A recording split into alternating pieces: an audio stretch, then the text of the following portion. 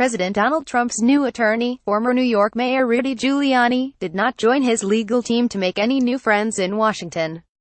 In just a few short days since news broke that Giuliani would serve as the face of the president's outside legal counsel, he's officially thrown the Capitol into disarray. Federal appointees like White House Press Secretary Sarah Huckabee Sanders have been left out of the loop on his explosive media appearances and major changes to the president's public statements surrounding an alleged affair and resulting gag order with porn star Stormy Daniels. Giuliani also represents an apparent shadow government of former Trump aides, Fox News conspiracy theorists and conservative millionaire donors, many of whom have the president's ear and speak to him on phone calls about developing his agenda regularly. But if anything is clear from the attorney's chaotic public entrance into the Trump era, it's that he has no intention in helping the president continue a full term. In fact, it appears Giuliani has already lit the match that will eventually burn Trump's White House to the ground. After revealing on Fox News Wednesday night that the president was in fact aware of payments his attorney Michael Cohen made to Daniels during the 2016 election, despite Trump previously claiming not to have any knowledge about the hush money, Giuliani boasted about how the decision was made to the Washington Post. "Trump was well aware that at some point when I saw the opportunity, I was going to get this over with," he said. And yet, despite the president being aware of the monumental reversal in his own statements, he decided not to inform the White House press office about the bomb they'd soon be forced to face. That left folks like Sanders scrambling to come up with a defense for themselves, with the press secretary claiming to present the best information available to her when she previously denied the president was aware of the potentially illegal payments. For any halfway thinking person, the question then becomes, was it she or the president who lied to the American people? Sanders wasn't the only one to have been blindsided by Trump's knowledge about the arrangement. However, White House counsel Don McGahn was also reportedly unaware until Giuliani sat down with Fox News' Sean Hannity on Wednesday. Perhaps even more telling about the president's reckless abandonment of his own administration is the fact that his newest White House lawyer, Emmett Flood, was also reportedly unaware that he knew about the payment, and that Giuliani would be revealing just that on national television. Flood, a prominent Washington attorney who represented former President Bill Clinton throughout his impeachment, was appointed to Trump's White House legal counsel this week.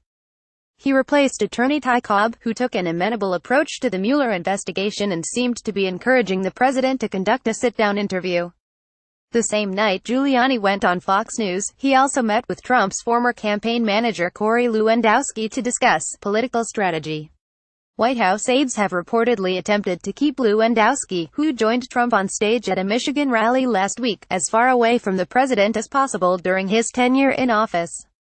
There's no telling what fate may hold for Mueller's investigation with Giuliani now in the picture. Certainly, no one in the White House has any idea whether he'll eventually urge Trump to fire the special counsel. The two have begun developing their own strategies without the assistance of the president's aides and have failed to fill federal officials in ahead of time before pulling the trigger on major news announcements. On top of it all, Giuliani has already begun stepping all over diplomatic relations, wrongly claiming North Korea was set to release American hostages and forcing Sanders to walk those comments back in yet another bizarre and unprecedented press conference. At this point, it seems likely that if there had been any means for White House Chief of Staff John Kelly to control, or at least reduce Trump's impulsiveness and affinity for chaos, that's gone out of the window. The president doesn't appear to be concerned enough, or even willing, to work with his own administration in developing talking points and responses to his own near-daily scandals. The president defended Giuliani on Friday morning, telling reporters before departing for the National Rifle Association convention he started yesterday. He'll get his facts straight. He's a great guy. The attorney then released a statement clarifying his previous comments made in the press, walking back his claims that Trump was aware of the payment while asking on Fox 15, 2016, in the middle of the last debate with Hillary Clinton. The already minuscule amount of attention the president gave to matters of national importance seems to have now been replaced with an even greater need on his part to manipulate the media regarding the Daniels payments. Whether this indicates Trump knew more than he previously let on remains unclear for now, but Cohen's corruption investigation in Manhattan could yield more answers than anyone has been willing to provide the public thus far. Perhaps that's why Trump's advisors have concluded the Manhattan investigation is more life-threatening to his presidency than Mueller's, according to the New York Times. Trump is still hell-bent on attacking the Russia probe as a witch hunt on Twitter, but at his core it appears as if he's become consumed by his newly emerging and fast-approaching crisis in New York. His actions show he's more focused on his priorities in New York City than Washington. And with Giuliani just a few days at Trump's side as his attorney in the limelight, it seems implausible that the president will go on leading the country like this.